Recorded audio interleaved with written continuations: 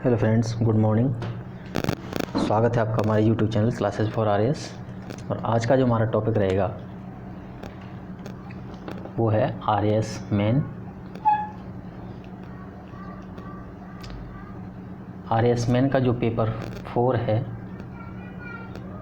Paper 4 और paper 4 में जो पहला भाग है, भाग 1 जो है वो है हिंदी। भाग 1 में अपनी हिंदी है और हिंदी में जो हम टॉपिक शुरू करेंगे आज यहाँ पर, वो टॉपिक रहेगा संधि एवं संधि विच्छेद।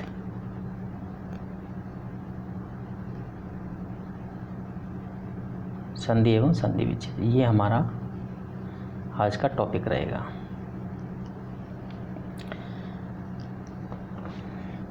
तो चलो शुरू करते हैं संधि और संधि विच्छेद।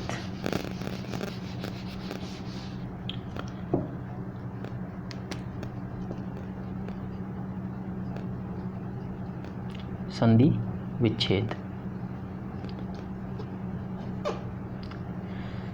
आरएएस मेन में जो टॉपिक है संधि विच्छेद, इस संधि विच्छेद टॉपिक को पढ़ने से पहले, क्योंकि ये जो संधि विच्छेद है इसमें मुख्य रूप से वर्णों का मेल होता है, संधि में वर्णों का मेल होता है, इसलिए हमें संधि विच्छेद टॉपिक पढ़ने से पहले हमें वर्ण विच्छेद पढ़ने चाहिए। वर्ण विच्छेद, क्योंकि संधि में और संधि विच्छेद में जो सबसे बड़ा खेल होता है वो होता है वर्णों का। अगर हमें वर्ण विच्छेद समझ में आ जाता है तो संधि हमें बहुत ही आसानी से समझ में आ जाएगी। इसलिए हमें संधि विच्छेद पढ़ने से पहले हमें जो टॉपिक पढ़ेंगे वो पढ़ेंगे हम वर्ण विच्छेद। तो वर्ड सबसे पहले क्या होता है, वर्ड को समझें। वर्ड लिखित भाषा की सबसे छोटी इकाई होती है, ये हम सभी जानते हैं कि लिखित भाषा की सबसे छोटी इकाई होती है वर्ड,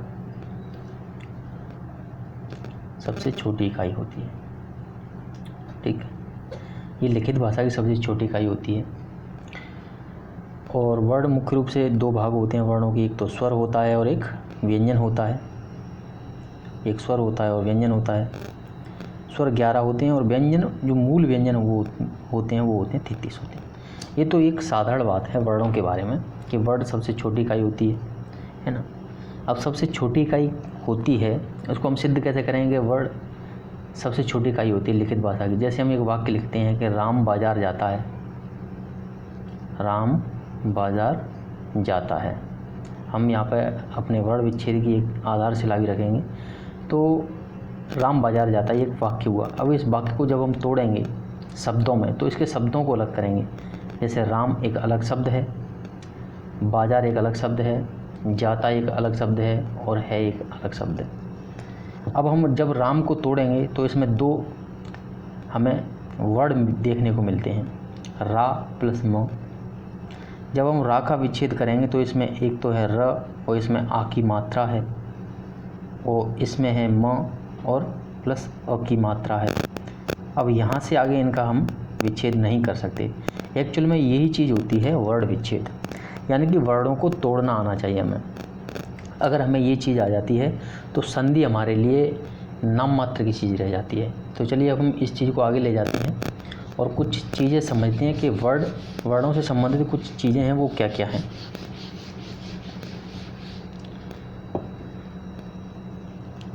जैसे व्यंजनों के बारे में एक महत्वपूर्ण चीज़ ये होती है कि मैं आपके सामने एक उदाहरण लिखूंगा।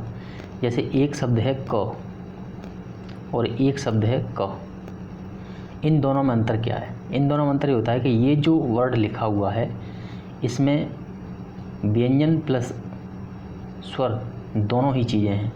इसमें व्यंजन भी है और स्वर भी है, जबकि इसमें हलंत लग रहा है। तो जहाँ भी हलंत लगा होता है इसका मतलब ये है कि वह शुद्ध रूप में व्यंजन है, इसमें किसी प्रकार का कोई स्वर मिला हुआ नहीं है। ठीक है, तो यहाँ भी आपको इस तरीके का वर्ड लिखा मिल जाए तो आप समझ लेना कि उसमें व्यंजन जुड़ा हुआ है। और इस तरीके से अगर किसी में हलंत लगा हो तो समझ लेना आप उसमें व्यंजन है, केवल उसमें स्वर नहीं है। अब ये जो शब्द होते हैं, जैसे ये लिखा है मैंने म, अब इसमें हम एक शब्द लें जैसे म, है ना, तो इसका मतलब हम क्या समझे, इसका मतलब इसमें केवल ये व्यंजन है, इसमें कोई भी स्वर मिला हुआ नहीं है। इस शब्द को हम ऐसे भी लिख सकते हैं म, आधा म, ठीक है। जो आधा माँ होता है वही हलंत वाला माँ होता है। दूसरी चीज़ देखते हैं, जैसे एक शब्द आपने देखा होगा कि जैसे माँ के ऊपर रा लगा हुआ है, एक शब्द है माँ के नीचे रा लगा हुआ है, ठीक है। इनमें क्या डिफरेंस होता है?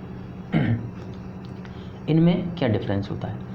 इसमें ये जो माँ लगा हुआ है, इसमें ये जो ऊपर माँ लगा हुआ है, सॉरी रा लगा हुआ है, रा की मात्रा लगी हुई है, तो इसका मतलब हुआ ऊपर ये जो रा है, ये र आधा होता है, आधा होता है। आधे का मतलब क्या हुआ कि इसमें हलंत लगा हुआ होता है, ठीक है। और हलंत लगा हुआ रा होता है वो हमेशा ऊपर चढ़ता है। जैसे शब्द हम लिखेंगे कर्म, ठीक है। अगर हम शब्द को इसको तोड़ेंगे तो इसमें क और म ये है। अगर का को तोड़ेंगे तो इसमें क हलंत प्लस आ हो जाएगा, ठीक है। अगर हम इसको तोड़ेंगे तो इसमें ये जो हलंत वाला रा है, ये जो रा है वो आधा होता है और ये पहले लिखा जाता है, प्लस इसमें माँ है, ठीक है। और माँ को भी फिर हम तोड़ेंगे तो माँ प्लस अ। इस तरीके से ये ऊपर वाले रा का इफेक्ट होता है। अब ये जो नीचे रा लगा हुआ है, माँ में जो नीचे रा लगा हुआ है, इसका मतलब हुआ कि जो नीचे वाला रा होता है वो होता है पूरा रा, वो होता है पूरा। पूरा मतलब इसमें किसी प्रकार का कोई हलंत नहीं है, इसमें स्वर मिश्रित है ये, ठीक है। ये है इसका फैक्ट। आधे जो नीचे जो रा लगा हुआ होता है, नीचे जो रा लगा हुआ होता है वो स्वर मिश्रित होता है, ठीक है, पूरा होता है। और पूरे का मतलब ये हुआ अगर ये रा पूरा है तो ये इसका मतलब ये हुआ इसमें जो माँ लगा हुआ है वो आधा होता है, यानी कि माँ इसमें आधा है और रा इसमें पूरा है। इन दोनों को मिलने पर ये म्र हो जाएंगे। जैसे शब्द है, हम इसको उदाहरण से समझें, भ्रम। शब्द है भ्रम, अगर हम इसको तोड़ेंगे तो भ्र प्लस म, और भ्र को तोड़ेंगे तो इसमें भ जो है आधा है, ठीक है, प्लस इसमें रा पूरा है। इस तरीके से इसका ये फैक्ट होता है। तो ये ऊपर जो रा लगा हुआ होता है वो होता है आधा, और नीचे जो रा लगा हुआ होता है वो पूरा होता है। ये तो कुछ वर्डों से संबंधित फैक्ट हुए कि कौन से वर्ड का क्या अर्थ होता है एक्चुअल में और किस तरीके से बनावट होती है उसकी। अब हम चलते हैं अपने जो मुख्य बिंदु है हमारा वर्ण विच्छेद, वो किस तरीके से वर्ण विच्छेद किए जाते हैं हम उस पर चर्चा करते हैं। जैसे हम शब्द लेंगे, पहला हम उदाहरण लेंगे, धा शब्द है धारा, हमारे पास शब्द है धारा। अब इस धारा को जब हम विच्छेद करेंगे, इसका वर्ण विच्छेद करेंगे तो मुख्य रूप से दो हैं इसमें, धा और रा। इसमें धा है और रा है। अगर हम इस धा को तोड़ेंगे तो इसमें ध है प्लस इसमें आ की मात्रा लगी हुई है, ये हो गया आपका धा। रा को अगर तोड़ेंगे तो रा है और इसमें आ की मात्रा लगी हुई है, ये हो गया रा। ये होता है अपना वर्ण विच्छेद। और दूसरा हम इसका एग्जाम्पल लेंगे तो शब्द है एक राजीव। राजीव, राजीव को अगर हम तोड़ेंगे तो इसमें रा जी प्लस व। अगर रा को तोड़ेंगे तो रा, इसमें हलंत प्लस आ की मात्रा है रा में, और जी में ज हलंत प्लस ई की मात्रा है, और वा में व हलंत प्लस आ मिश्रित है। तीसरा हम एग्जाम्पल लेंगे वर्ण विच्छेद के लिए तो शब्द है सम्मान। सम्मान, सम्मान को अगर हम तोड़ेंगे तो इसमें स और फिर ये आधा म और ये पूरा माँ और ना, इस तरीके से सम्मान होगा। सम्मान में सा को तोड़ेंगे तो स प्लस इसमें आ। ये जो आधा माँ होता है, हमने देखा था अभी कि जो आधा होता है उसमें मतलब ये हलंत लगा हुआ होता है, ये शुद्ध रूप से व्यंजन होता है। इसके बाद माँ को तोड़ेंगे तो म प्लस इसमें आ, और इसके बाद में न को तोड़ेंगे तो न प्लस आ। अब हम इसका चौथा एग्जाम्पल लेंगे वर्ण विच्छेद का। ये होगा अपना, जैसे शब्द होते हैं, जो व्यंजन होते हैं, व्यंजन में कुछ शब्द ऐसे होते हैं जो मिश्रित शब्द होते हैं, जो चार मिश्रित शब्द हैं हमारे व्यंजनों में। एक तो है छ, एक है त्र, और एक है ज्ञ और एक शब्द है आपका श्र, श्रमिक वाला श्र। ठीक है, इसमें हम ये जो छ है ये दो शब्दों से मिलकर बना हुआ है, दो व्यंजनों से मिलकर बना होता है। एक तो इसमें होता है क और प्लस एक होता है इसमें स। अब इसमें भी ये जो का होता है वो होता है आधा और स होता है पूरा, और सा को जब हम तोड़ेंगे तो वो होता है स हलंत प्लस आ। इस तरीके से इसका वर्ण विच्छेद होगा। अब ये जो त्र होता है इसमें एक तो ता होता है, ता आधा होता है प्लस इसमें रा पूरा होता है, और जब रा को जब हम तोड़ेंगे तो र प्लस आ। इसके बाद ज्ञ है, ज्ञ में ज आधा होता है प्लस य ये पूरा होता है। इसको भी तोड़ेंगे तो य इसमें हलंत प्लस आ स्वर होता है। इसी तरह स्र होता है, इसमें श आधा होता है प्लस रा पूरा होता है, और रा को भी जब तोड़ेंगे तो रा प्लस आ। इस तरीके से इनका वर्ण विच्छेद होता है। इसके बाद हम अगले उदाहरण लेते हैं वर्ण विच्छेद के लिए। वर्ण विच्छेद पढ़ना बहुत ज़रूरी है, क्योंकि संधि पढ़ने के लिए वर्ण विच्छेदों को पढ़ना बहुत ज़रूरी होता है। वर्ड समझ में आ जाते हैं, वर्णों को तोड़ना समझ में आ जाता है, वर्णों को मिलाना समझ में आ जाता है, तो संधि हमारे लिए बहुत आसान हो जाती है। अपना अगला जो एग्जाम्पल है, जैसे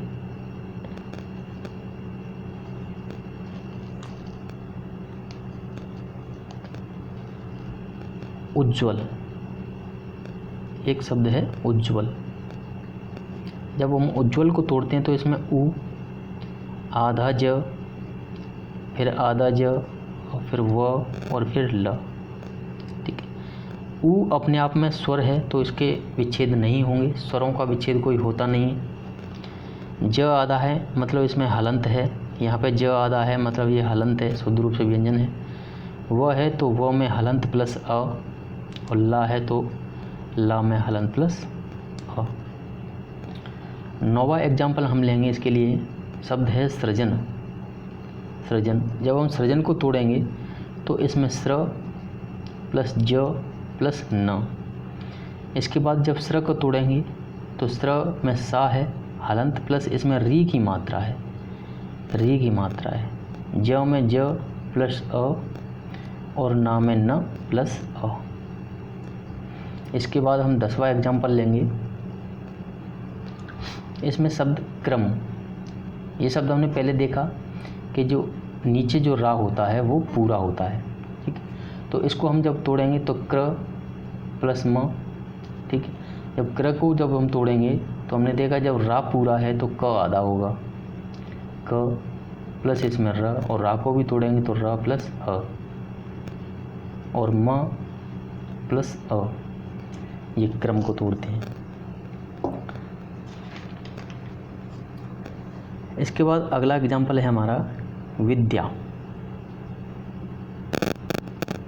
विद्या, ठीक है, तो इसमें वी प्लस द्या, वी में व है हलंत और प्लस ई की मात्रा छोटी ई की।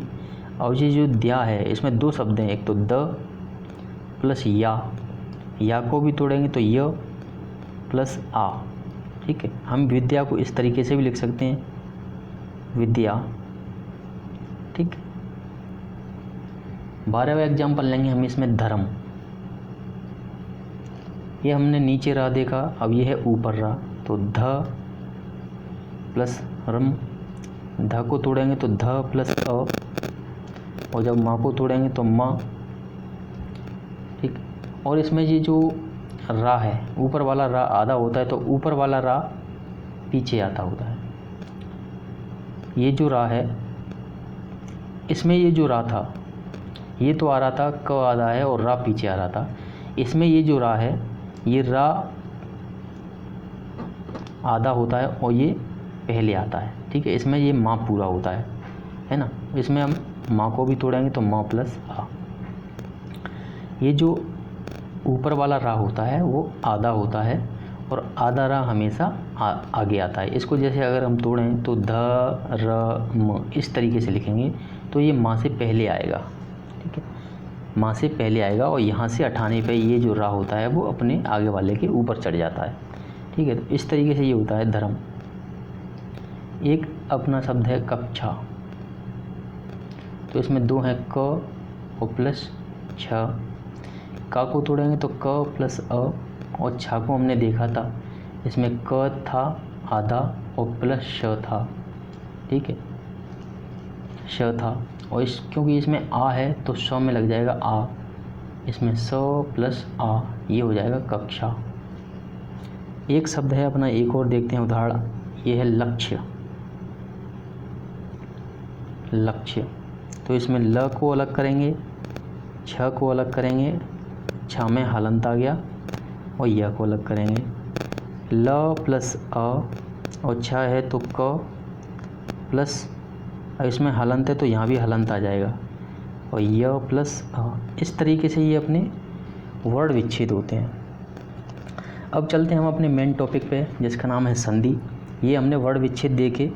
वर्ण विच्छेद हमने इसलिए देखे क्योंकि जो हम टॉपिक पढ़ेंगे संधि, तो संधि के लिए ये अति आवश्यक होते हैं कि वर्णों को किस तरीके से तोड़ा जाता है।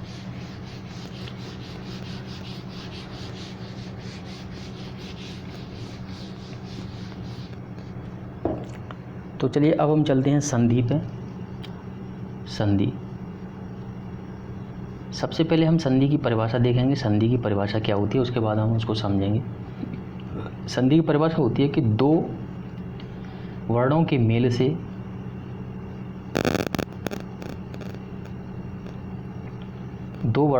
से उत्पन्न होने वाले विकार को, उत्पन्न होने वाले विकार को, दो वर्णों के मेल से उत्पन्न होने वाले विकार को संधि कहते हैं। संधि कहते हैं। ये है सबसे बड़ा पहली चीज़ परिभाषा कि दो वर्णों के मेल से उत्पन्न होने वाले विकार को हम संधि कहते हैं। अब कैसे विकार होगा, क्यों हम उसको संधि कहेंगे वो देखेंगे। जैसे शब्द है महा प्लस उत्सव, हमने अभी देखा था वर्ण विच्छेद, ठीक है। तो जब हम वर्ण विच्छेद करेंगे तो इसमें ह है और यहाँ पे आ है। संधि में हमेशा पहले शब्द का अंतिम वर्ण लिया जाता है और दूसरे वर्ण का हमेशा पहले वर्ण लिया जाता है, ठीक। इसको हम यहाँ से हटा देंगे। आ और ऊ के मिलने से ओ हो जाता है। ये हम केवल एक एग्जाम्पल देख रहे हैं कि संधि क्या होती है। इस एग्जाम्पल के माध्यम से ये सिद्ध करने का प्रयास कर रहे हैं कि संधि क्या होती है। ये क्या है, वर्ड है। ये क्या है, वर्ड है। वर्ड और वर्ड मिले, इन दोनों में क्या हुआ, ये आ था, ये ऊ था, ये बन गया ओ, विकार उत्पन्न हो गया। यहाँ पे क्या हुआ, विकार आ गया। तो यही कहलाती है संधि। यही क्या कहलाती है, संधि। यानी कि संधि परिभाषा दो वर्णों के मेल से, यहाँ दो वर्ण मिले, ये वर्ड है, ये वर्ड है, दो वर्णों के मेल से उत्पन्न होने वाले विकार को, ये विकार है तो हम इसको कहेंगे संधि, इसी को हम कहेंगे संधि। तो ये होती है संधि। अब ये जो संधि होती है मुख्य रूप से इसके होते हैं तीन भाग। पहला होता है स्वर संधि, दूसरा भाग होता है व्यंजन संधि, और जो तीसरा भाग होता है इसका, उसको कहते हैं हम विसर्ग संधि। विसर्ग संधि। इस तरीके संधि के तीन पार्ट होते हैं मूल रूप से। अब हम एक एक पार्ट को लिखेंगे और एक एक पार्ट को विस्तार से अध्ययन करेंगे।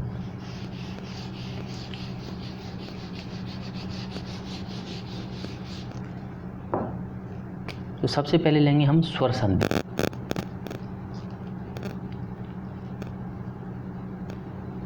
स्वर संधि की परिभाषा देखेंगे। सबसे पहले परिभाषा यह है कि दो स्वरों के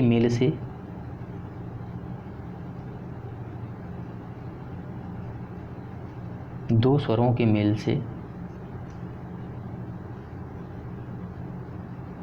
उत्पन्न होने वाले विकार को दो स्वरों के मेल से उत्पन्न होने वाले विकार को स्वर संधि कहते हैं। संधि की परिभाषा क्या आती है कि दो वर्णों के मेल से। अब वर्ड स्वर भी हो सकते हैं और व्यंजन भी हो सकते हैं। जब स्वर स्वर मिलेंगे तो वहाँ पर स्वर संधि हो जाएगी और जब व्यंजन मिलेंगे तो वहाँ व्यंजन संधि हो जाएगी, विसर्ग मिलेंगे तो विसर्ग संधि हो जाएगी। यही ये कह रहा है कि दो स्वरों के मेल से उत्पन्न होने वाला जो विकार है उसको कहते हैं हम स्वर संधि। जैसे एक हम एग्जाम्पल लेते हैं केवल इस परिभाषा को समझाने के लिए। तो यदि प्लस अपि एक शब्द है, यदि प्लस अपि। यदि को जब हम बड़ विच्छेद करेंगे तो इसमें हम देखेंगे कि एक तो दा है, इसमें हलंत लगा देंगे, प्लस छोटी ई है तो ये बन जाएगा दी, प्लस इसमें है अ। क्योंकि हम संधि करते हैं तो पहले शब्द के अंतिम वर्ड को लेते हैं और दूसरे शब्द के प्रथम वर्ड को लेते हैं। तो इसका जो अंतिम वर्ड है, जब वर्ड विच्छेद करने के बाद जब इसका हम अंतिम वर्ड निकालते हैं तो वो होता है ई, और इसका पहला ही वर्ड आ है तो ई और आ के मिलने से यह हो जाता है। यही ये कह रहा है कि दो स्वर हैं, एक स्वर दूसरा स्वर, इन दोनों के मिलने से विकार उत्पन्न हो गया। विकार उत्पन्न हुआ उसको हमने कह दिया स्वरों के मिलने से हुआ है तो स्वर संधि, व्यंजनों के मिलने से होता तो व्यंजन संधि, और विसर्ग के मिलने से होता तो विसर्ग संधि। तो स्वर संधि की सिंपल परिभाषा है कि दो स्वरों के मिलने से ये जो विकार उत्पन्न हो रहा है उसको हम कहेंगे स्वर संधि। अब ये स्वर संधि होती है, स्वर संधि के मोटे रूप से 5 भाग होते हैं। 5 भाग होते हैं। पहला जो भाग होता है इसका वो होता है दीर्घ संधि। दीर्घ संधि। दूसरा भाग होता है इसका गुण संधि। गुण संधि। तीसरा पार्ट होता है इसका वृद्धि संधि। वृद्धि संधि। चौथा पार्ट होता है इसका यड़ संधि। यड़ संधि। और इसका जो 5वां भाग होता है वो होता है अयादि संधि।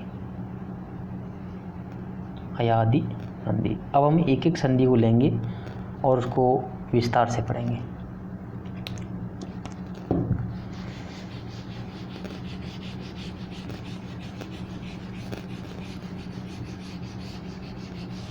तो स्वर संधि में हम सबसे पहले लेंगे दीर्घ संधि। सबसे पहले लेंगे दीर्घ संधि। दीर्घ संधि।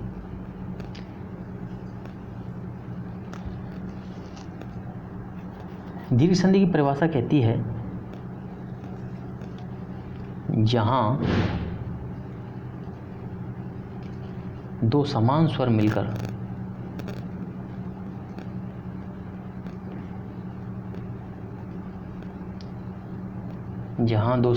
मिलकर दीर्घ हो जाते हैं।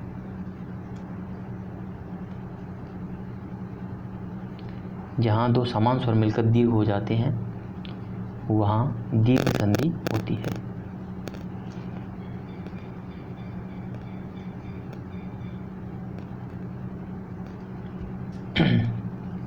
दीर्घ संधि होती है। समान स्वर, इसके लिए क्या होगा कि समान स्वर मिलेंगे। देखो स्वर जो होते हैं वो दो होते हैं मुख्य रूप से। एक तो होते हैं मूल स्वर और एक होते हैं आपके व्युत्पन्न स्वर। व्युत्पन्न स्वर, मूल स्वर जो होते हैं 4 होते हैं और व्युत्पन्न स्वर होते हैं वो 7 होते हैं। मूल स्वरों में अ, ई, उ और री होते हैं। कौन से होते हैं? अ, ई, उ और री। इसमें से हम री को हटा देते हैं, बाकी लेते हैं 3 को। संधि की शुरुआत कर रहे हैं तो हम स्वरों से शुरुआत कर रहे हैं क्योंकि स्वर संधि है। तो स्वर संधि में केवल स्वरों का खेल है। जो 11 स्वर हैं वही स्वर संधि में आएंगे बार बार पर घूम के। तो पहला है दीर्घ संधि। दीर्घ संधि क्या होती है? ये जो मूल स्वर हैं, मूल स्वर इसमें आपस में मिलते हैं। जैसे अ प्लस अ, ई प्लस ई, उ प्लस उ, ये क्या होंगे? मिलके दीर्घ हो जाएंगे। अ प्लस आ, ई प्लस ई और उ प्लस उ। इस तरीके से समान स्वर मिलेंगे और समान स्वर मिलकर क्या होगा? ये दीर्घ रूप धारण कर लेते हैं। इसको हम कहते हैं दीर्घ संधि। अब हम इसके एग्जाम्पल लेते हैं और एग्जाम्पल से हम अच्छी तरह समझते हैं कि दीर्घ संधि किस तरीके से। पहला एग्जाम्पल लेते हैं हम, शब्द है राम प्लस अनुज। राम प्लस अनुज, इसका रूप कुछ भी हो सकता है। देखो यहाँ पे अ और आ ही जरूरी नहीं है। देखो अ प्लस आ भी हो सकता है, आ प्लस आ भी हो सकता है, आ प्लस अ भी हो सकता है, और ये भी हो सकता है। ये चारों रूप हो सकते हैं, ठीक है। इसी तरह इनके भी 4 रूप हो सकते हैं, इनके भी 4 रूप हो सकते हैं, तो कन्फ्यूज नहीं होना है इस चीज़ में। यह शब्द है राम प्लस अनुज। हमने वर्ण विच्छेद में सीखा था कि माँ को जब हम तोड़ेंगे तो इसमें माँ हलंत वाला आएगा और प्लस अ का स्वर आएगा, तो यहाँ पे हमने समझा आ है, प्लस यहाँ पे आ नज़र आ रहा है हमें। अब यहाँ पे जब हमने आ निकाल दिया म में से, तो इस जगह पे क्या बचा? जब आ निकालने के बाद में जो बचा राम, राम बचा, क्योंकि इसमें से आ निकल गया तो हलंत वाला रह गया। यहाँ से अनुज में से अ निकला तो यहाँ बचा नुज। अ और अ मिलके दीर्घ संधि कह रही है कि जहाँ दो समान स्वर मिलेंगे तो मिलके दीर्घ हो जाएंगे, तो ये दीर्घ हो जाएंगे। यहाँ पे ये हो जाएगा आ। नियम के हिसाब से ये दीर्घ हो गए। अब ये आ हो गए तो आ को रख देंगे हम यहाँ पे आ, ये हो जाएगा रामानुज, रामानुज। इसी तरह से हम अगले उदाहरण लेते हैं और उनको अच्छी तरह से समझते हैं।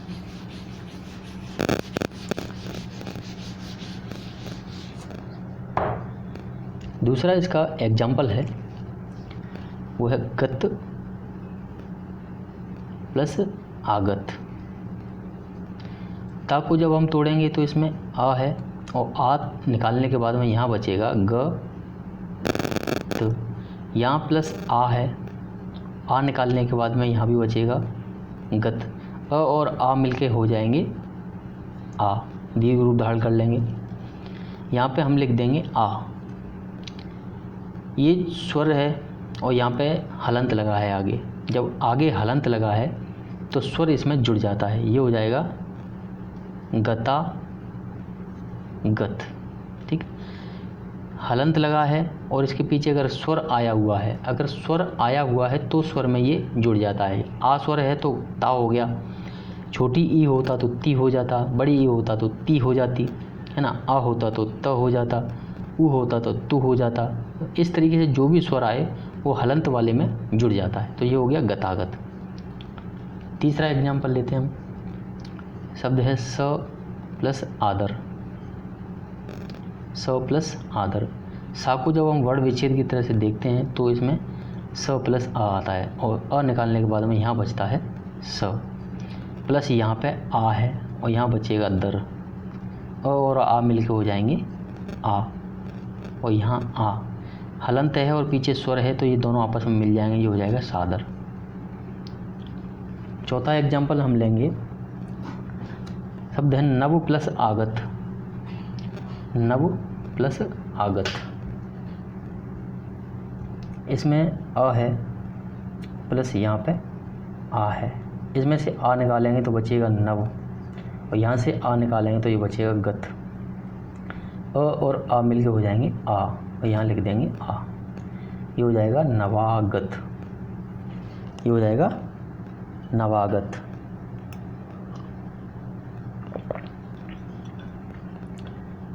पांचवा एग्जाम्पल हम लेंगे, शब्द है प्रश्न प्लस अवली। प्रश्न प्लस अवली। ना में आ है प्लस यहाँ पे आ है, ना से आ निकाल लेंगे तो बचेगा प्रश्न और यहाँ से अ निकाल लेंगे तो बचेगा वली। प्रश्न प्लस वली। अ प्लस आ मिलके हो जाएंगे आ और यहाँ पे लिख देंगे आ, यहाँ पे लिख देंगे आ। तो ये हो जाएगा, हलंत है और हलंत के आगे आ है तो ये दोनों मिलके हो जाएंगे ना प्रश्नावली।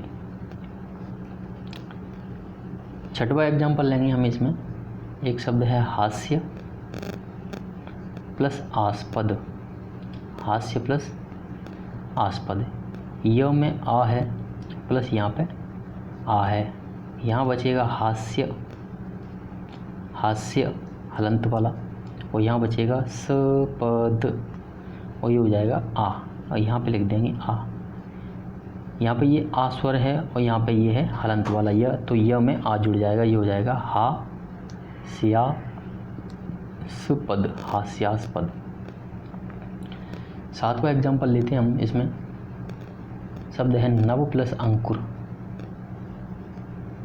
नव प्लस अंकुर, वो में व है और आ है, प्लस यहाँ भी आ है और आ के ऊपर हलंत अनुस्वार लगा हुआ है।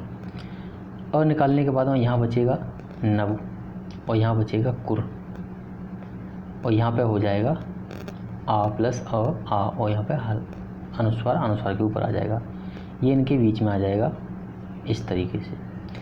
वो में आ जुड़ जाएगा तो ये हो जाएगा नवांकुर, नवांकुर। इसी तरह से हम 8वां एग्जाम्पल लेंगे। शब्द है श प्लस अंत, श प्लस अंत।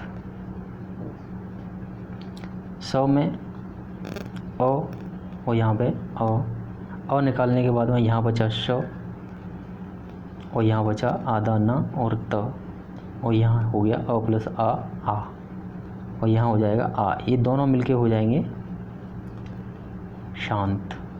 ठीक, अगला एग्जाम्पल लेते हैं शांत के बाद।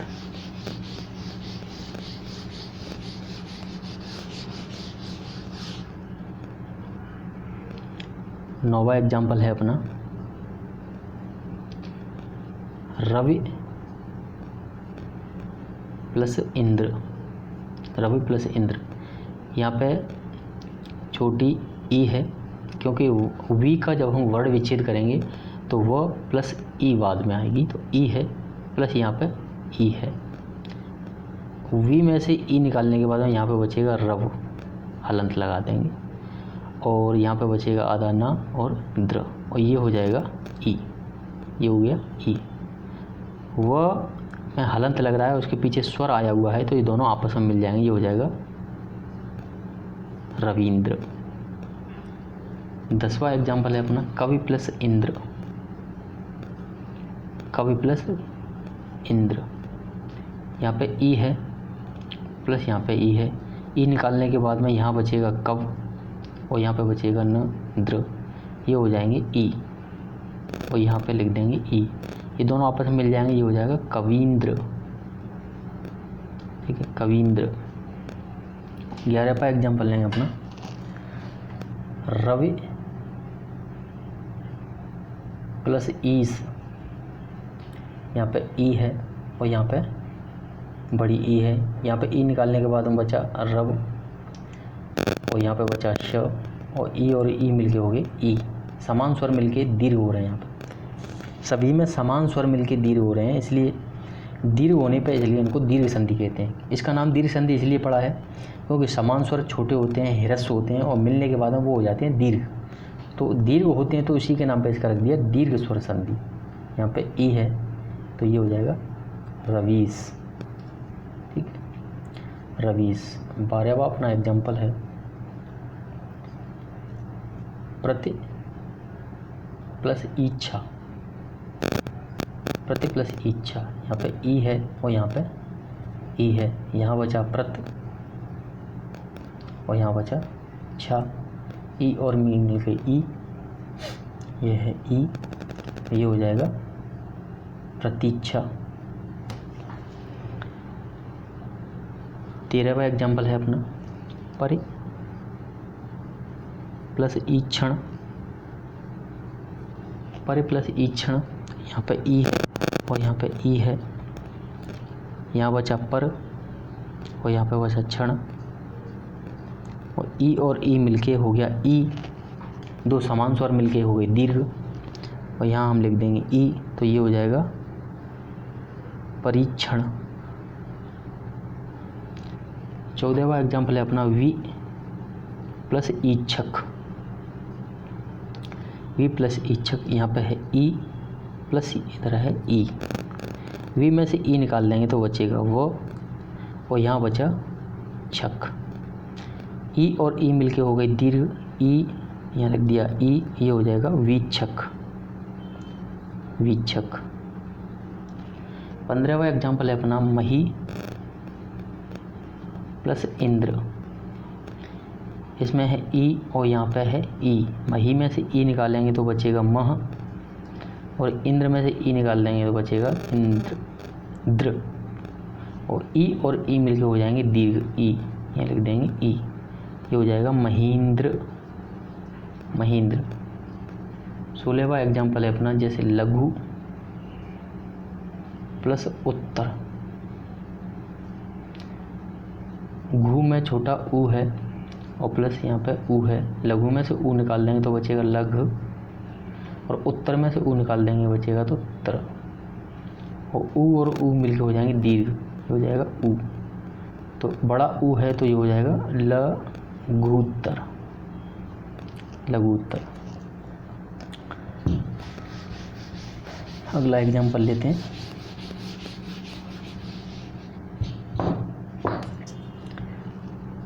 शब्द है मधु प्लस उत्सव। मधु प्लस उत्सव। यहाँ ऊ है और यहाँ पे ऊ है।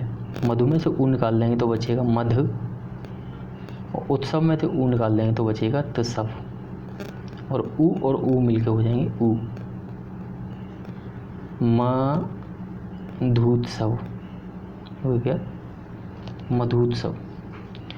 एक शब्द और है भू प्लस ऊर्जा। भू में बड़ी ऊ की मात्रा है और यहाँ पे भी ऊर्जा में बड़ी ऊ की मात्रा है। भू में से ऊ निकाल देंगे तो बचेगा भ, और ऊ में से ऊ निकाल देंगे तो बचेगा ऋजा। ऊ और ऊ मिलके हो जाएंगे ऊ, यहाँ लिखेंगे ऊ, ये हो जाएगा भूर्जा। तो इस तरीके से आज हमारा संधि का जो पहला भाग है स्वर संधि, और स्वर संधि में हमने दीर्घ संधि देखा। दीर्घ संधि आज हमारे पे कंप्लीट होता है, और इसके बाद में दीर्घ संधि के बाद में जो गुण संधि है, उसके बाद में वृद्धि संधि है, यड़ संधि है, आयादी संधि है, इनको हम अपने अगले भाग में देखेंगे। और आप सभी दोस्तों से निवेदन है कि अगर हमारा वीडियो आपको पसंद आता है तो आप लाइक करें, इसको सब्सक्राइब करें, और साथ ही साथ आप कमेंट ज़रूर करें, कमेंट करके बताएं, और कमेंट के बाद में अगर आपको ये अच्छा लगता है तो आप इसको शेयर करना ना भूलें। जय हिंद, जय भारत।